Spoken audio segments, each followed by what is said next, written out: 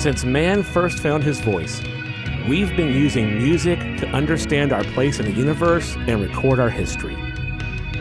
Here at Behind the Shadow, we're going to show you exciting new artists and also take you behind the glass to show you what it's like to be in a recording studio and help you learn all about how to take care of your music business. Welcome to Behind the Shadow. We've got an exciting show for you with our special guest, Kim Meeks. It's all about the music, so let's go.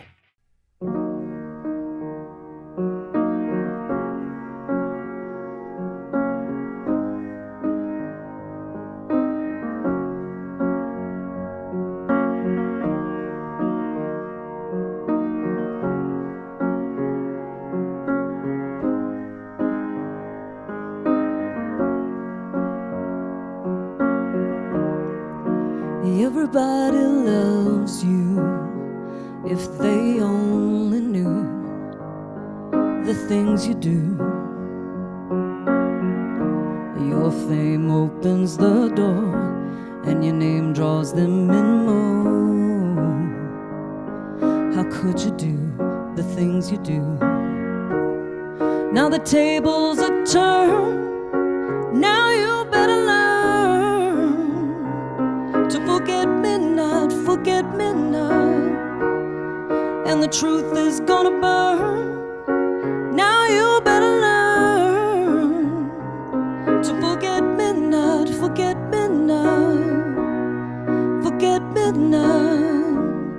masquerading as a friend. Your charades have no end. How could you do the things you do? With a knock on the door, you're the boy next door. How could you do the things you do? Now the tables are turned. Now you better learn to forget midnight, and the truth is gonna burn. Now you better learn to forget midnight. Don't be fooled by what you see.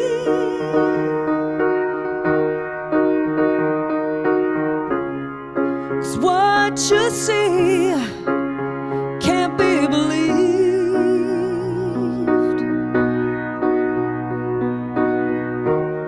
Now the tables are turned. Now you better learn to forget midnight, and the truth is gonna burn. Now you better learn to forget midnight.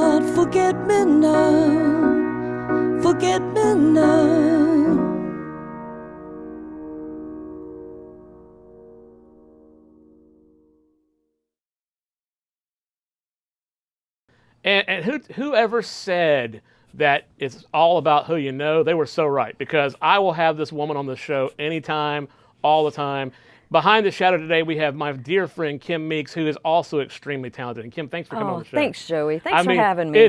I'm just saying, you've got so much talent and are such a great person that we will have you on as many times as you want. So thank you. I'd come back every day. Absolutely. If you let me, Joey. I mean, you were a fan. Let's talk about the first time we met, because that was pretty funny. We were both whippersnappers. We were young and so impressionable. Mm-hmm. Yeah, we were. It was back during the war. During the war of 1812, I believe. Yeah. You were a nurse. I was an RAF pilot. No, but we met at a record store. Now, a lot of people don't know what those are anymore. People don't know what that is. Yeah. But you were behind the counter, and I would come in and say, "What's good?" Mm-hmm. And that's when I had a lot more disposable income. Oh, and I'd order. Remember, I'd order special for you. Order, all kind of stuff. Special order, tons of albums. Albums, which are coming back again. Vinyl's they are coming back. Yeah. As a blind man, I have to say those aren't my favorite format. I mean, I don't know if you remember, but I bought a lot of Michael Jackson Thriller records because I kept scratching mine up. Because I was like, "Where's the needle? Where's the needle?" And I was trying to get to my favorite songs. That's pretty hard. You can't see it still. That is very. But I mean, we were a very simpatico. We were fast friends. Absolutely. Fast friends, and then I lost track of you. Then you became this sort of professional legend over at Mercer, and then we got reconnected, and because you were a fantastic musician, I never even knew. So the cool thing is you were one of the finalists chosen for the Making Music CD.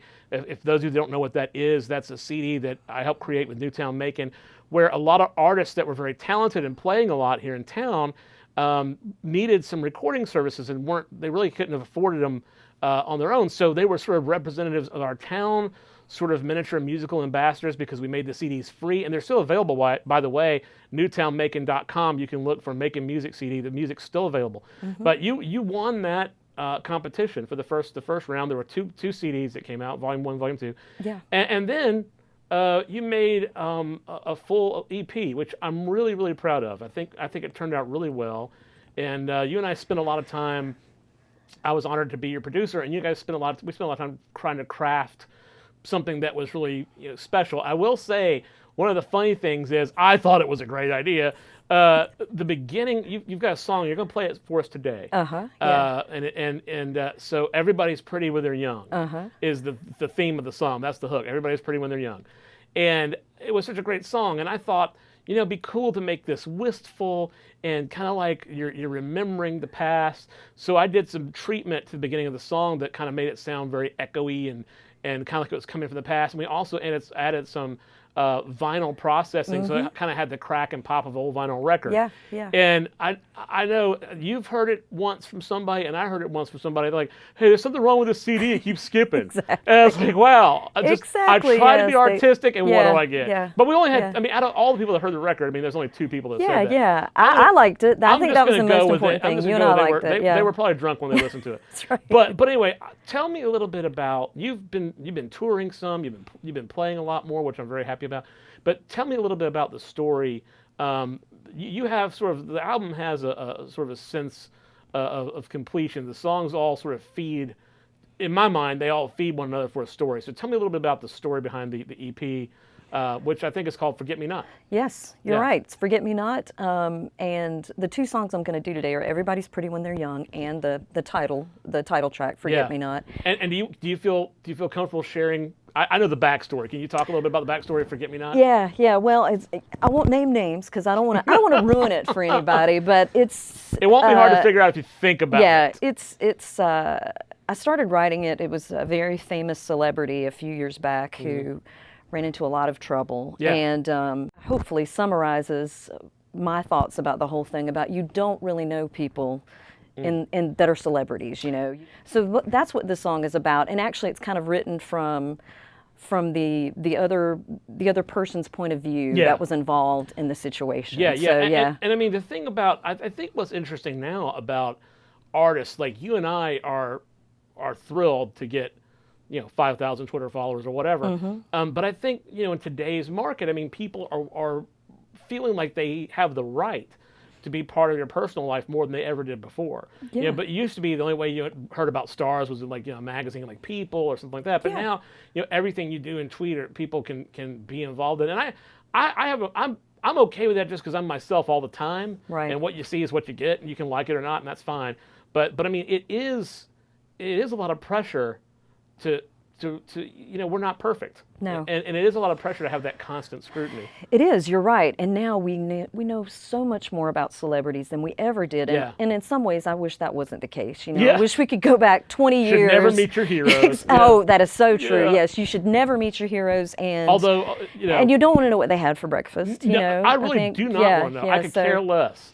So I think if I we want to know what I had for breakfast. Exactly. I think if we could kind of get back to that a little bit, to where everybody isn't giving you every moment of their life. I think a little of that mystery kind of keep it poignant and short. Yes, exactly. I don't want to know that you're doing the laundry. Exactly. I mean, that leave a little bit of mystery sounds there. Sounds like a personal problem. Exactly. Sounds like you should have conned somebody else into doing that for you. Exactly. Listen, everybody pretty when you're young. I mean, that's I think something that everyone can relate to as well, because I mean, we do age, unfortunately. As a blind man, I am able to look in the mirror and go, my God, I'm handsome. Like I can see myself as whatever I want to be. Right, you don't have that ability.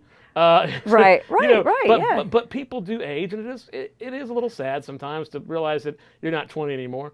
But I think wisdom is the trade-off. Yeah, and I think too that song, if you listen to that song, it's really from this woman's perspective, and it's about a man who, and there's plenty of guys out there like that who they're always looking for the next thing. You know, they you know, whatever's hot, they want, you know. And so, but I think what the song tells you as you listen to it is that in the end that isn't really what he wants, but it's actually too late when there is somebody out there who's more than that.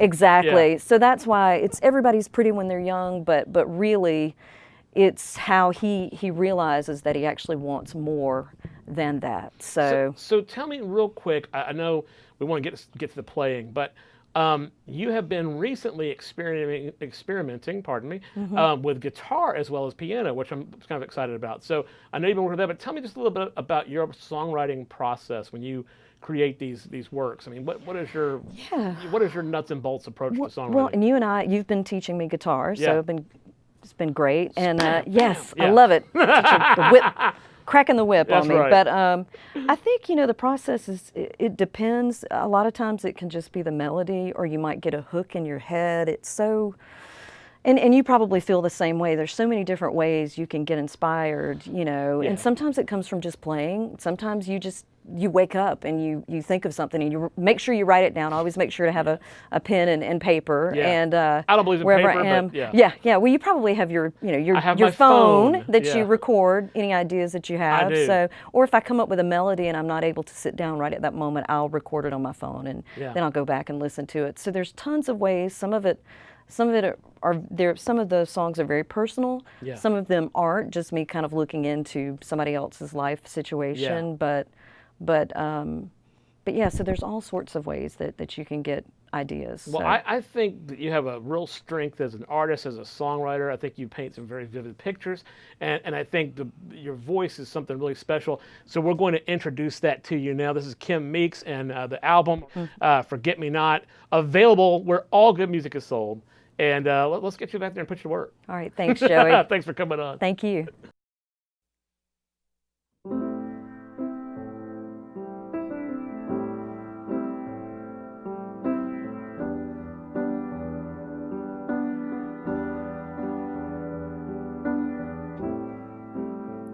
Everybody's pretty when they're young.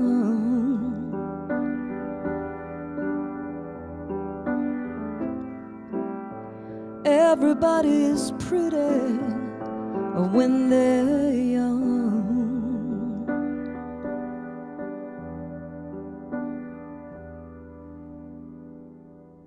She talks and talks and talks, but he's not listening.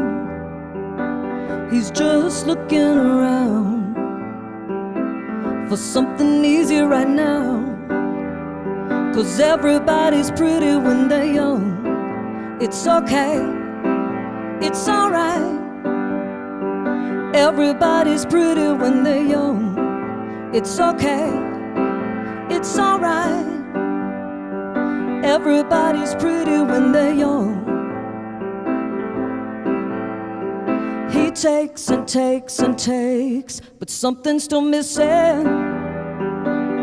Can't understand why he don't want easy right now. 'Cause everybody's pretty when they're young. It's okay, it's alright. Everybody's pretty when they're young. It's okay, it's alright. Everybody's pretty when they're young. He wishes he'd never met her, and there's not a damn thing he can do to forget her. Oh, and everything was fine before he knew her. Now nothing is fine now that he wants her. But he can't have her, 'cause everybody's pretty when they're young.